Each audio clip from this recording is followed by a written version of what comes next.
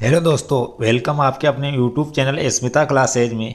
आज हम पढ़ने वाले कक्षा 10वीं की प्रश्नावली नंबर 4.1 का क्वेश्चन नंबर सेकंड। प्रश्नावली 4 का जो नेम है वह है द्विघात समीकरण। तो हम इस प्रश्न के अंदर द्विघात समीकरणों के बारे में पढ़ने वाले हैं। साथ में प्रश्न नंबर फर्स्ट जो है अपन पिछले वीडियो में कंप्लीट कर चुके हो। आपने वो वीडियो नहीं देखा हो तो ज़रूर आप उस वीडियो को देख लीजिएगा। और हम आज प्रश्न नंबर 2 को हल करेंगे। यहाँ पर जो अपन को स्टेटमेंट दिए गए हैं, ठीक है, उनको अपन को द्विघात समीकरणों के रूप में परिवर्तित करने हैं। ठीक है, तो चलिए करते हैं वीडियो को स्टार्ट। तो यहाँ पर हमें निम्नलिखित स्थितियों को द्विघात समीकरणों के रूप में निरूपित करना है। यानी जो स्टेटमेंट दिए गए हैं इनको अपन को द्विघात समीकरण के रूप में लिखना है। तो क्वेश्चन नंबर फर्स्ट जो है वह इस प्रकार से है कि एक आयताकार भूखंड यानी एक आयताकार खेत है, उसका जो क्षेत्रफल दिया हुआ है ना वह है 528 वर्ग मीटर या मीटर स्क्वायर। क्षेत्र की जो लंबाई है वह चौड़ाई के 2 गुने से 1 अधिक है। हमें भूखंड की लंबाई और चौड़ाई ज्ञात करनी। तो जो ज्ञात करना है उसको मान लेते हैं।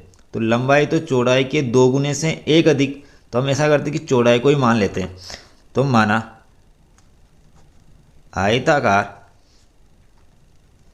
आयताकार भूखंड की चौड़ाई जो है वो मान लेते हैं x मीटर। यहाँ पर जो मात्रक है वो मीटर दिया इसलिए अपन यहाँ क्या मान लेंगे, मीटर में मानेंगे। ठीक है, तो आयताकार जो भूखंड है, ठीक है, उसकी लंबाई कितनी होगी। तो क्वेश्चन में एक कहा गया है कि लंबाई जो है ना चौड़ाई के 2 गुने से, तो चौड़ाई का x है, इसका 2 गुना 2x, तो चौड़ाई के 2 गुने से 1 अधिक, तो चौड़ाई x का 2 गुना 2x, उससे भी कितना अधिक 1। तो 1 अधिक का मतलब कि चौड़ाई के 2 गुने में कितना जोड़ दिया जाएगा 1। ये जो हुआ ये इसकी लंबाई हो गई। ठीक है, और हमें दिया है कि आयताकार जो भूखंड है, आयताकार जो भूखंड है, भूखंड का जो क्षेत्रफल दिया हुआ है उस क्षेत्रफल है 528 मीटर स्क्वायर।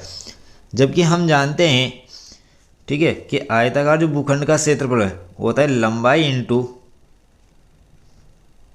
चौड़ाई। ठीक है, जबकि यहाँ कितना दिया हुआ है 528। तो अपने प्रश्न के हिसाब से देखें तो इस पर जो लंबाई है वह है 2x + 1 और चौड़ाई है x। तो लंबाई तो लिख लेंगे 2x + 1 और चौड़ाई लिखेंगे x। तो प्रश्न के हिसाब से कितना आना चाहिए 528। अब ये x जो है इसको कोष्टक से गुणा करेंगे। तो x को 2x से गुणा किया 2x स्क्वायर, x को 1 से गुणा करेंगे तो x 500 बराबर 528। ठीक है, 2x स्क्वायर प्लस x 528 जब बराबर की तरह किसका हो जाएगा माइनस का हो जाएगा =0। तो ये हुई द्विघात समीकरण। ये क्या है एक द्विघात समीकरण है। ठीक है, तो अपन को क्वेश्चन में यही कहा गया था कि दिए गए स्टेटमेंट से एक द्विघात समीकरण बनाइए। आई होप कि तुम्हें एक क्वेश्चन समझ में आया होगा। अब बढ़ते हैं क्वेश्चन नंबर 2 की तरफ। तो क्वेश्चन नंबर 2 इस प्रकार से है कि 2 क्रमागत धनात्मक पूर्णांकों का गुणनफल 306 है। तो हमें पूर्णांकों को ज्ञात करना है। तो 2 क्रमागत धनात्मक पूर्णांक क्या होते हैं, सबसे पहले इसको समझ लेते हैं। ठीक है, तो 2 क्रमागत धनात्मक पूर्णांक क्या होते हैं। तो धनात्मक जो पूर्णांक होते हैं वो तो होते हैं, ध्यान से देखना, जैसे 1 2 3 4 5 मान लीजिएगा ये सभी क्या है धनात्मक पूर्णांक है। यहाँ पर क्रमागत का मतलब है कि 1 के बाद 2, 2 के बाद 3, 3 के बाद 4, इस प्रकार से आपको क्रम से लेना है। और कितने लेने 2, अतः जैसे 1 और 2 ले लिया, हो सकता है कि आपने 4 और 5, ये 4 और 5 जो है 2 क्रमागत धनात्मक पूर्णांक है। क्या है 2 क्रमागत धनात्मक पूर्णांक, यानी जो 1 के बाद 1 तो क्रम से आ रहे हैं। और कितने 2 है। तो यहाँ कहा गया है कि 2 क्रमागत धनात्मक पूर्णांकों का गुणनफल 306 है। तो हमें यहाँ पता नहीं है कि जो धनात्मक पूर्णांक है वो कौन से हैं। हो सकता है कि 1 और 2, हो सकता है कि 2 और 3 हो सकता है ये 3 और 4। तो पता नहीं है, जिसे मान लीजिएगा कि ये मान लो x यानी पहला है, मान लीजिएगा ये पहला धनात्मक पूर्णांक है। तो इसका जो अगला होगा तो ये 4 के बाद कितना रहा है 5। तो 4 में कितना जोड़ा जाए ताकि 5 जाए, तो आप कहोगे सर एक जोड़ने पर कितना आ जाएगा 5। तो यदि पहला मैंने x माना है तो ये बनेगा x+1। कितना बनेगा x+1। यदि पहला x है तो उसका नेक्स्ट जो धनात्मक पूर्णांक होगा x+1। तो एक तो मानेंगे x और उसका अगला होगा x+1। तो ये हो गए दो धनात्मक पूर्णांक जो क्रमागत है यानी क्रम से हैं। तो हल करते हैं तो मान लेते हैं, ठीक है, कि माना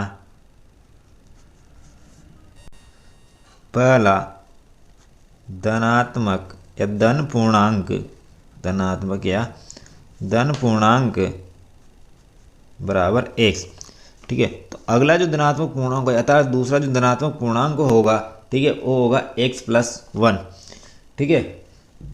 तो दूसरा या क्रमागत दूसरा धन पूर्णांक जो होगा वो कितना हो जाएगा, आप कहोगे कि सर x+1, x+1। जबकि प्रश्न वाले ने अपने कहा था, ठीक है, कि उन धनात्मक पूर्णांक जो है उनका गुणनफल कितना है 306। तो प्रश्नानुसार धनात्मक पूर्णांकों का गुणनफल वो दिया हुआ है कितना 306। तो ये तो कहा है इसने किसने वाला कि धनात्मक पूर्णांक गुणनफल कितना होगा 306, लेकिन अपन ने जो पहला धनात्मक पूर्णांक निकाला है वो तो है x और दूसरा जो निकाला हुआ है x+1। तो इनको जब गुणा किया जाएगा तो कितना आएगा 306। तो सबसे पहले x को x से गुणा करेंगे। जब x को x से गुणा किया जाएगा तो x² प्लस जब x को 1 से किया जाएगा तो x बराबर 306, ठीक है। तो x² प्लस x 306 जब इधर आएगा बराबर के तो किसका हो जाएगा माइनस का, इक्वल टू पीछे क्या बचा 0। तो ये जो बना है यहाँ पर समीकरण ये है एक द्विघात समीकरण। जबकि प्रश्न में कहा गया था कि दिए गए स्टेटमेंट को क्या बनाना है द्विघात समीकरण, अतः ये एक द्विघात समीकरण है।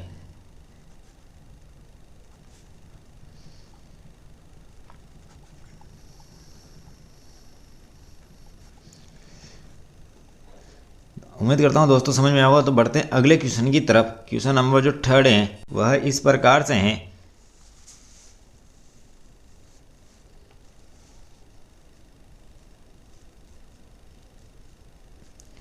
कि रोहन की माँ उससे 26 वर्ष बड़ी है और उनकी आयु का गुणनफल अब से 3 वर्ष पश्चात 306 हो जाएगा। हमें रोहन की वर्तमान आयु ज्ञात करनी है। तो चलिए दोस्तों सबसे पहले इसको समझ लेते हैं कहानी क्या है यहाँ से। तो सबसे पहले ध्यान सुनिएगा कि अपन को वर्तमान होता है, एक तो वर्तमान होता है, ठीक है, और एक होता है भूतकाल और एक होता है भविष्यकाल। ध्यान रखना वर्तमान होता है जो अपन प्रेजेंट टाइम पे चल रहे हैं, ठीक है, लेकिन भूतकाल जो पहले या पूर्व की बात हो, पहले या पूर्व की बात हो यानी जो गुजर चुका है, पहले और पूर्व की बात को, इसका मतलब भूतकाल की बात कर रहा है। यदि बाद या पश्चात की बात करें, बाद या पश्चात की बात करें, इसका मतलब कि आने वाला है। बाद या पश्चात में जो है वह आने वाला है यानी आगे भविष्य की बात कर रहा है। तो जब भी आपको वर्तमान की स्थिति दे उसके पूर्व या पहले कहीं शब्द जोड़ दिया गया हो, पूर्व या पहले जब शब्द जुड़ गया हो वर्तमान के बाद में, इसका मतलब कहीं अगर पहले और पूर्व आ रहा है क्वेश्चन के अंदर, इसका मतलब वो भूतकाल की बात कर रहा है। तो वर्तमान से जब भूतकाल में जाएंगे तो वर्तमान आयु में से कुछ आयु घटानी पड़ेगी, ठीक है, तभी कहाँ जाएंगे भूतकाल में जाएंगे। तो पूर्व और पहले जब आए तो अपन को वर्तमान से घटानी है, और बाद या पश्चात आए तो वर्तमान में हमें जोड़नी है। क्योंकि जब पहले या पूर्व की बात करें तो हमें वर्तमान में से घटानी है, और बाद और पश्चात की बात करें तो हमें वर्तमान में जोड़नी है, ठीक है। तो सबसे पहले अपन को जो क्वेश्चन को करते हैं तो हमें रोहन की वर्तमान आयु ज्ञात करनी है। तो मान लेते हैं कि माना जो रोहन है, माना रोहन है तो रोहन की वर्तमान आयु, वर्तमान में मतलब प्रेजेंट टाइम पे कितने साल का है, तो ये निकालनी है। तो जो निकालनी है उसी को मान लेते हैं x वर्ष। आगे कहा है कि रोहन की जो माँ है ना वो उससे कितने साल बड़ी है, 26 साल बड़ी है। यानी जितने साल का रोहन है ना उससे 26 वर्ष कौन बड़ी है, उसकी माँ बड़ी है। ठीक है, तो रोहन की माँ की आयु, तो रोहन की माँ की आयु की वर्तमान आयु, तो ध्यान देना जो आयु रोहन की है उससे कितने साल बड़ी है, वह 26 साल बड़ी है। तो x प्लस 26 बड़ी होने का मतलब कि जो रोहन की वर्तमान आयु ना उसमें कितना जोड़ना पड़ेगा, 26। ठीक है, तो जो उसकी माँ की आयु होगी वो कितनी होगी, x प्लस 26। लेकिन कहा है कि उनकी आयु का गुणनफल 360 कब होगा, आज, यानी वर्तमान से 3 वर्ष पश्चात। पश्चात का मतलब भविष्य में, यानी जब वो 3 साल बाद अपनी आयु का गुणनफल करेंगे ना, कौन, रोहन और उसकी माँ की जब आयु का गुणनफल होगा कितने साल बाद, तो 3 साल बाद, तो कितना हो जाएगा 360। तो अब रोहन और उसकी माँ की 3 वर्ष पश्चात क्या निकाल लेते हैं, आयु निकाल लेते हैं। ठीक है, तो 3 वर्ष पश्चात, ठीक है, सबसे पहले निकालते हैं रोहन। ठीक है, रोहन की आयु। ठीक है, तो 3 साल बाद रोहन की आयु क्या होगी, तो मैंने कहा था पश्चात या बाद की बात करें तो भविष्य की बात होगी, अर्थात जो वर्तमान जो एक से इसमें कितना जोड़ दिया जाए, यानी 3 वर्ष जोड़ दिया जाए तो वो 3 साल बड़ा हो जाएगा। ठीक है, यानी वर्तमान से 3 साल आगे निकल जाएगा, तो वो कितना हो जाएगा, x प्लस 3 वर्ष का। 3 वर्ष पश्चात, 3 वर्ष पश्चात रोहन की माँ की आयु जो होगी, तो पहले तो पता करो कि रोहन की माँ की वर्तमान आयु कितनी है, x प्लस 26। जो x प्लस 26 है इससे भी कितने साल बाद की, 3 साल बाद की बात कर रहा है। ठीक है, तो 3 साल और जोड़ देंगे, तो इस प्रकार जो होगा वो x प्लस 26 और 3 29 वर्ष। तो 3 वर्ष पश्चात जो रोहन होगा तो x प्लस 3 वर्ष का, और उसकी माँ जो होगी वो x प्लस 29 वर्ष की। प्रश्नानुसार रोहन और उसकी माँ की जो 3 वर्ष पश्चात जो आयु है उनका गुणनफल कितना है, 360। तो रोहन व उसकी माँ की आयु का गुणनफल वह है 360। यहाँ लिख देता हूँ मैं 3 वर्ष पश्चात, 3 वर्ष पश्चात रोहन और उसकी माँ की आयु का गुणनफल 360 है।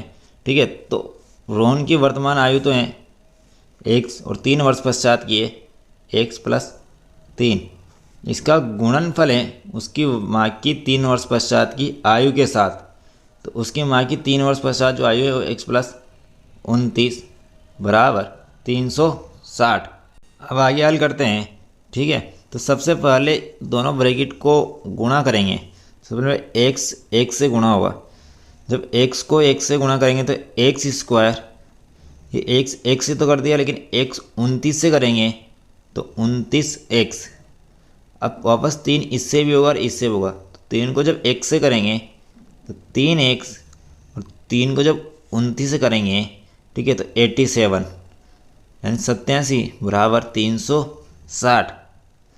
x स्क्वायर का x स्क्वायर, ये भी x और ये भी x, तो 29 और 3 32x हो जाएगा प्लस 87। ये 360 पीछे से जब बराबर के आगे आएगा तो माइनस का बराबर 0। x square plus 32x plus, जब 360 में से 360 में से 87 कम करेंगे तो जो आएगा वो होगा 273। ठीक है, यह माइनस का बचेगा, क्यों, क्योंकि माइनस का 360 बड़ा है और प्लस का 87 छोटा है, बराबर 0। तो हमने ये जो दिए गए स्टेटमेंट था उसको अपन ने किस में चेंज कर दिया है, द्विघात समीकरण में चेंज कर दिया है। ठीक है, इसको हल करना अपन नेक्स्ट जो प्रश्नावली 4.2 पढ़ेंगे उसमें सीखेंगे अलग अलग विधियों से कि इनके जो समीकरण होती है द्विघात समीकरण है, इनको हल किस प्रकार किया जाता है और इनके मूल किस प्रकार से निकाले जाते हैं। अब बढ़ते क्वेश्चन नंबर अगले की तरफ। जो अगला क्वेश्चन है वो क्वेश्चन नंबर 4 है, जो इस प्रकार से है कि एक रेलगाड़ी 480 किलोमीटर की दूरी समान चाल से तय करती है। यदि चाल 8 किलोमीटर प्रति आवर कम होती तो वह उसी दूरी को तय करने में 3 घंटे अधिक लेती हैं। हमें रेलगाड़ी की चाल ज्ञात करनी। तो आइए सबसे पहले इसको समझ लेते हैं क्वेश्चन में क्या क्या दिया गया है, क्या क्या कहा गया है। इस प्रश्न में हमें दूरी दी गई है, समय दिया गया है और साथ में चाल की बात हो रही है। तो यहाँ पर कुछ फॉर्मूले होते हैं। तो पहला जो अपन चाल निकालनी, तो चाल का जो फॉर्मूला होता है चाल बराबर दूरी बटा समय, चाल बराबर दूरी बटा समय। अर्थात जब दूरी को समय से डिवाइड किया जाता है तो क्या आ जाती है, चाल आ जाती है। दूसरी कॉन्सेप्ट ये है, ठीक है, कि जब दूरी वही है 480 किलोमीटर, लेकिन एक बार तो जो चाल थी, ठीक है, वह नियत थी, लेकिन दूसरी बार उसी चाल में कितना कम कर दिया गया, 8 किलोमीटर प्रति आवर कम कर दिया गया। तो जैसे ही चाल कम करी तो समय क्या हो गया, बढ़ गया। ठीक है, यानी जैसे ही रेलगाड़ी की स्पीड कम हुई वैसे समय में क्या होगी, वृद्धि होगी। चाल का फॉर्मूला हमारा दूरी बटा समय। यदि अपन को दूरी दी गई, समय दिया गया हो तो चाल निकाल सकते इस फॉर्मूले के माध्यम से। लेकिन यदि हमें समय निकालना हो, ठीक है, क्या निकालना हो, समय निकालना हो, तो समय का सूत्र बनेगा दूरी बटा चाल। यानी जब हमें दूरी दी गई हो और चाल दी गया और क्या निकालना हो, समय, तो इस सूत्र का प्रयोग करेंगे। एक सूत्र और है, यदि हमें दूरी निकालनी हो तो चाल और समय दिया हुआ हो, चाल और यदि समय दिया हुआ हो तो चाल इंटू समय करके क्या निकाल सकते हैं, दूरी। तो यहाँ पर अपन को दूरी दी हुई है, ठीक है, साथ में यहाँ पर जो चाल माने लेंगे तो बचा क्या, समय। तो यहाँ पर इस वाले फॉर्मूले का प्रयोग करेंगे, समय बराबर दूरी बटा चाल। तो करते हैं क्वेश्चन को। सबसे पहले अपन को रेलगाड़ी की चाल मान लेनी है। तो माना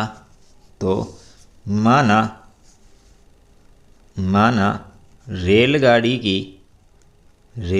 की चाल बराबर x।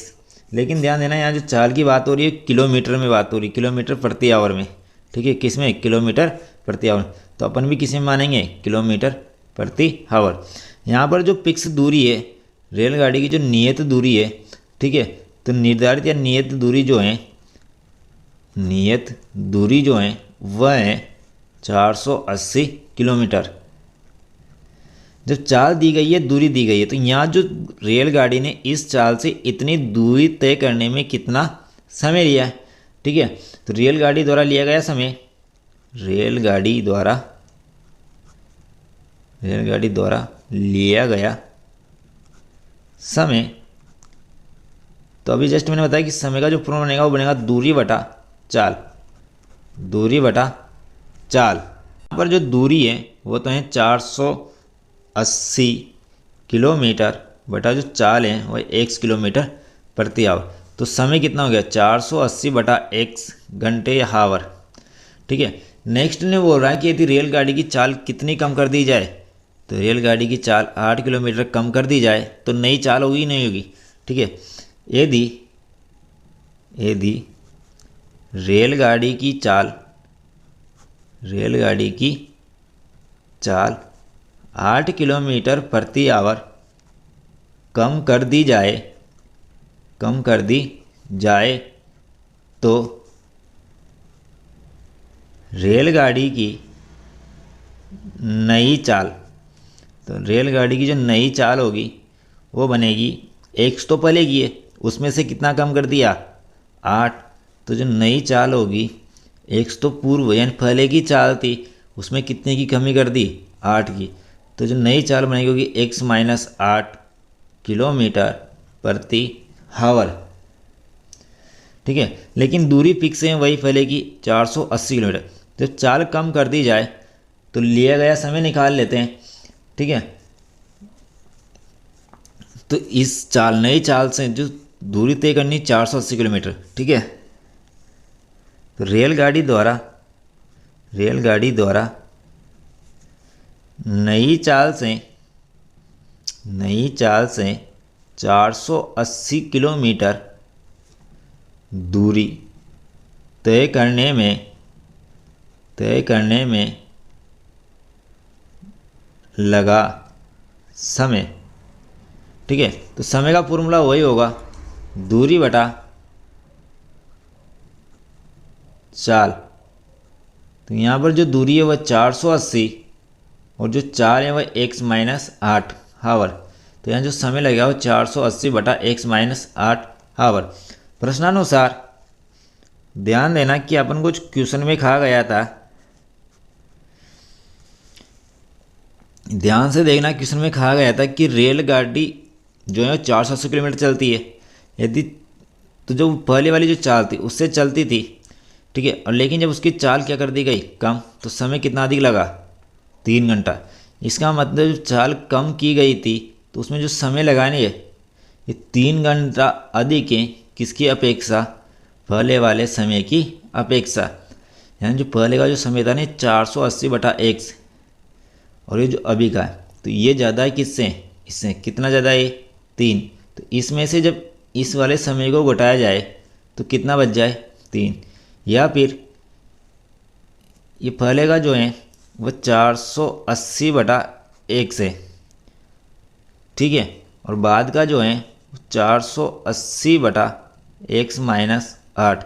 यदि इसमें से 3 घटा दिया जाए तो दोनों का समय क्या हो जाएगा, बराबर हो जाएगा। ये पहले का समय था और ये बाद का समय था, तो बाद का समय पहले की अपेक्षा कितना था, 3 घंटे। तो बाद के समय से जब 3 घंटे घटा दी जाए तो पहले के समय के बराबर हो जाएगा। तो हम ये ना 3 को माइनस के 3 को जब इधर लाएंगे तो प्लस का 480 बटा x-3 अपनी x-8 अपनी जगह, 480 बटा x जब रवि की इधर आएगा तो किसका हो जाएगा, माइनस का हो जाएगा, ठीक है। तो इस x-8 और x का जब लसा लेंगे तो x और x-8 होगा, 3 बराबर की इधर रखना है, ठीक है। जब x-8 का भाग देंगे तो x-8 कटेगा और जो x बचेगा इस x को ऊपर गुणा करेंगे किससे, 480 से। 480 x माइनस 480 का 480, इस x से x डिवाइड होगा x-8, तो यहाँ लिख देंगे x-8। आगे ध्यान से देखना है, 480 x माइनस 480 को 1 से करेंगे तो 480 x, 480 को 8 से करेंगे तो माइनस माइनस तो प्लस, जब 480 को 8 से गुणा करेंगे तो 3840 बटा x को 1 से करेंगे तो x², x को 8 से करेंगे माइनस का 8x बराबर 3। तो ध्यान से देखना, ठीक है, कि x को 1 से गुणा किया तो x², x को -8 से गुणा किया तो माइनस का 8x। आगे करते हैं, इस 480x और ये माइनस के 480x तो प्लस माइनस तो कट जाएगा, ठीक है। तो जब प्लस माइनस कटेगा यहाँ से, ठीक है, तो यहाँ बचेगा 3840, क्या शेष रहेगा 3840। ये जो बटेगा है x² - 8 वो इधर 3 के गुणा में चले जाएगा, तो ये हो जाएगा 3 कोष्टक x² - 8x। ये जो x² - 8x है वो 3 के गुणा में चला गया, तो 3840 इज इक्वल टू, ठीक है। और ये जो 3 है ना इधर बटे में चला जाएगा, इधर हो जाएगा x² - 8x। 3 से जो है 3840 को जब डिवाइड करेंगे तो ये होगा 1 तिया 3, 2 तिया 6, 2 तिया 6, यहाँ से बचा 2 शेष, पीछे रखते 24, 8 तिया 24 और 0। तो यहाँ जो बचा है वो बचा है x 1280 बराबर x² - 8x, या फिर हम लिख सकते हैं कि x² - 8x, ये 1280 जब इसके पास जाएगा तो माइनस का 1280 इज इक्वल टू 0। तो यह एक द्विघात समीकरण, क्या है, द्विघात समीकरण, ठीक है। इसको जब हल करके एक्स के जो वैल्यू निकालेंगे वो होगी इस रेलगाड़ी की चाल। हम अगले नेक्स्ट जो वीडियो होगा 4.2 प्रश्नावली का, वहाँ पर हम इसको हल करेंगे। यदि वीडियो में किसी प्रकार कोई डाउट हो तो हमें कमेंट बॉक्स में कीजिएगा, तो आपको मैं सॉल्यूशन देने का प्रयास करूँगा और आपका हर कमेंट का जवाब दिया जाएगा। Thanks for watching, like comment and subscribe.